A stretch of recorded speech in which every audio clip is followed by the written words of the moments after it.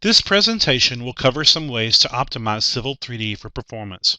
We will focus on display performance, modeling optimization, and data management.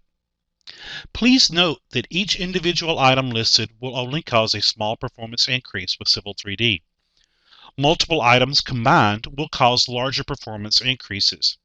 Not all items will be applicable for all situations. Use these tips at your own discretion.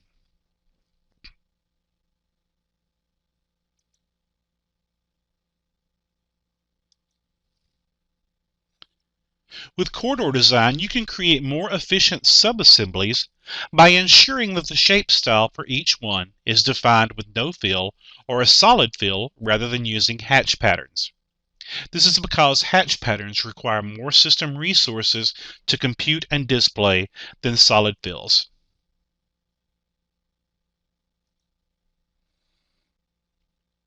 With profile views, clipping the grid to a specific profile involves more computations to compute the grid.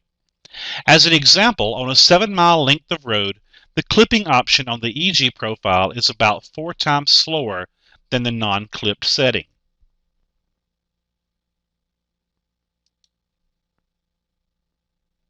When drawing pipe parts in profile views, it is more efficient to use the boundary option as opposed to the model options, as the model contains more detailed geometry and is more time-consuming to display.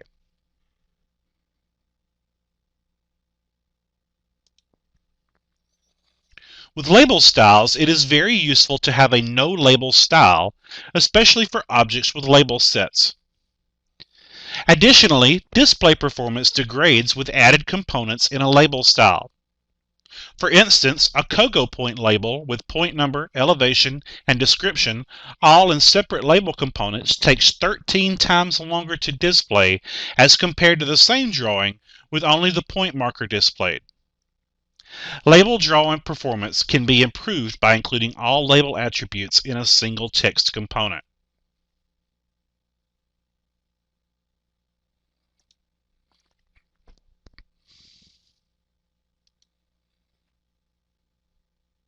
Surface models are often the largest objects in a Civil 3D design.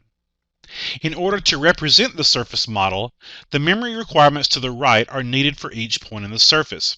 Please note that this does not account for any memory requirements for displaying graphics. As you can see, a 10 surface requires 96 bytes per 10 point, while a DEM surface only requires 16 bytes per grid point.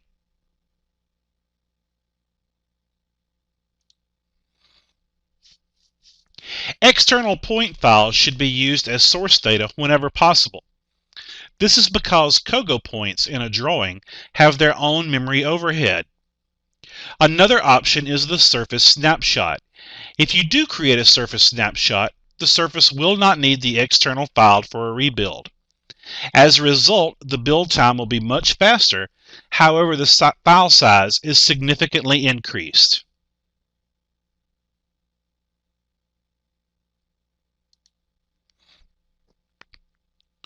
When adding contour data to a surface, understand the settings for minimizing flat areas. Otherwise, the minimizing operation will run very slowly and the resulting surface will be inaccurate. Filling gaps in contour data and adding points to flat triangle edges is often much faster than swapping edges.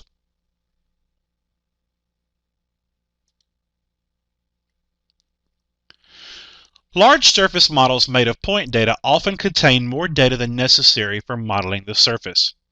One effective method for simplifying surfaces is to build a surface from points, extracting the contours, then rebuilding the surface from those contours. Looking at a surface created from a text file with 3.05 million points, contour intervals can keep things fairly accurate for preliminary work.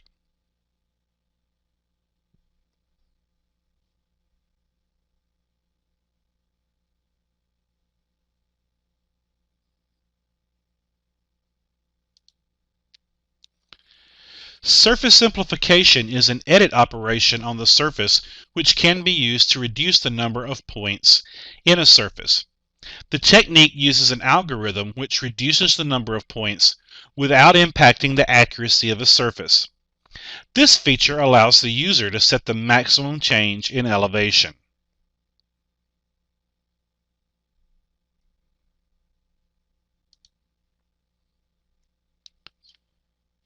If you have a choice of source data for your existing ground surfaces, create grid surfaces rather than 10 surfaces. The difference in system memory requirements is quite significant for large surfaces because a grid surface requires about 1/6 the memory space required by the same surface in a 10 format as a general rule. You can also export to DEM files from a 10 surface. This allows you to expand the grid spacing to make the file smaller. You can sample the surface elevation at the grid point or compute the average elevation from surrounding points. Please note that the averaging option is very time-consuming.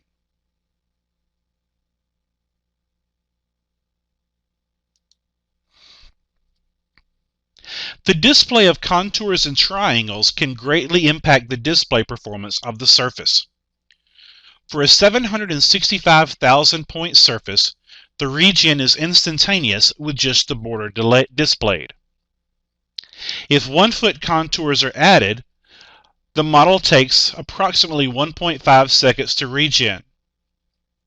If we add triangles, the regen time is approximately 2 seconds. Adding points increases the regen time to 8 seconds. The more data you display, the more time it will take to update the display. It also impacts the memory usage. In the 765,000 point surface, displaying the surface border uses 16 megabytes of memory. Adding contours, triangles, and points increases that to 319 megabytes of memory.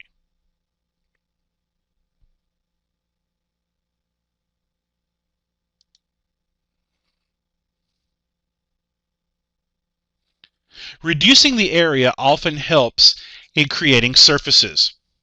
An outer boundary reduces the process surface area. Outside mask causes only what is inside to be displayed, but the entire surface is still available for surface operations.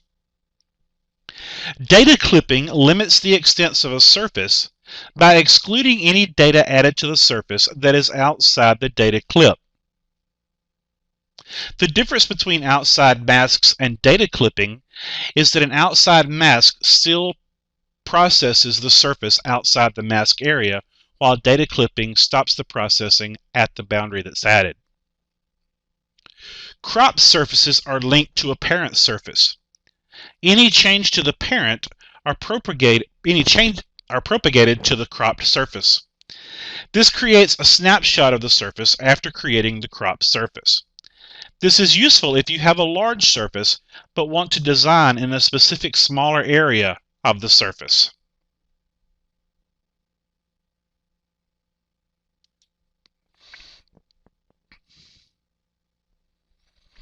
A new feature in Civil 3D 2011 is the ability to query surface data from GIS sources. This was introduced also in the Subscription Advantage Pack for Civil 3D 2010. The source data from ArcSCE, Oracle, and shapefiles can be queried directly to create a surface.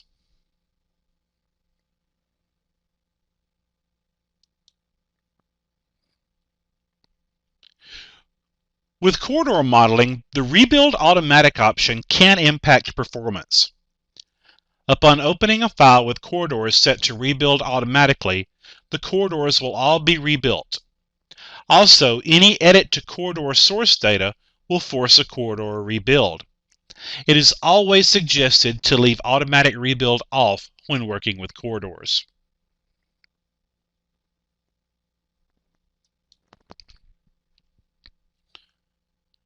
When working on a complex corridor, a designer will often be focused on a particular portion or region of a corridor. In the corridor properties, it is possible to toggle off regions which are not of interest, which will improve rebuild times. When you are ready to rebuild the entire corridor, re-enable all regions in the corridor properties.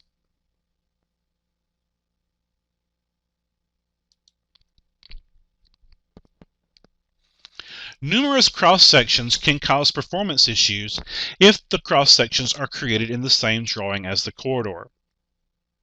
A way to reduce this performance impact is to create the cross-sections with the corridor XREF'd into the section drawing. You will have to data shortcut the alignment into the section drawing to sample it, then sample the corridor in.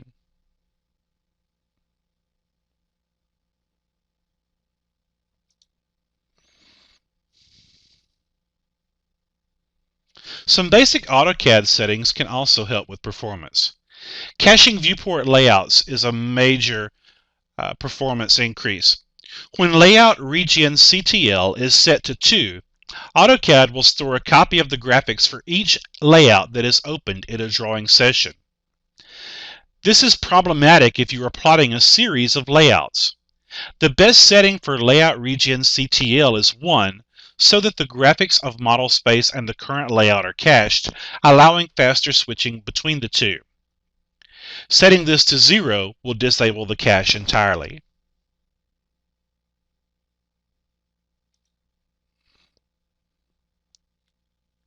PROXYGRAPHICS is an AutoCAD setting which specifies whether to save proxy graphic images in the drawing. These graphics require space in the drawing file and are required only for display in applications other than Civil 3D. If you do not need to share drawings with users of AutoCAD or other AutoCAD-based applications, you can save space by turning off PROXYGRAPHICS.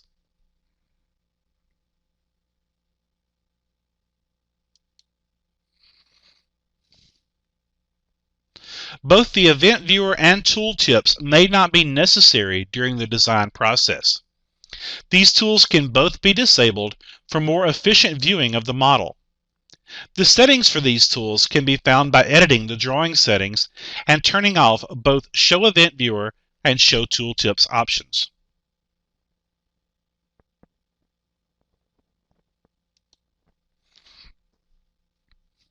There are 3 main types of data management methods. The first type is the single drawing.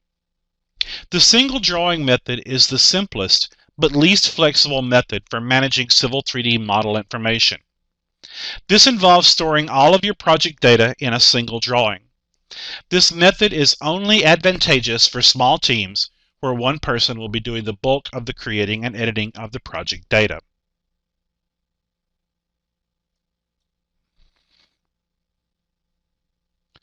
The data shortcut method is essentially an external reference for individual objects in the Civil 3D model.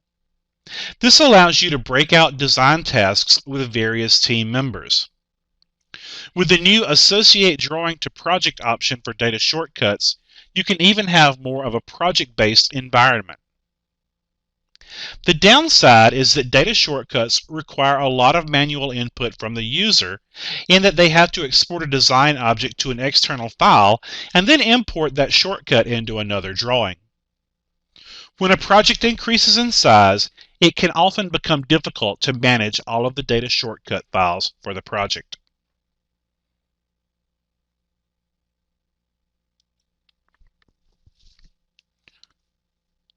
The third method is to use Autodesk Vault to manage the Civil 3D model.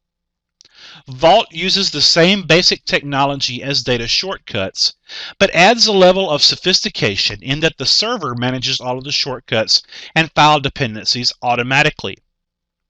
The downside is that there is a server component for using Vault, and that can add a level of administration by the IT department that smaller companies find undesirable.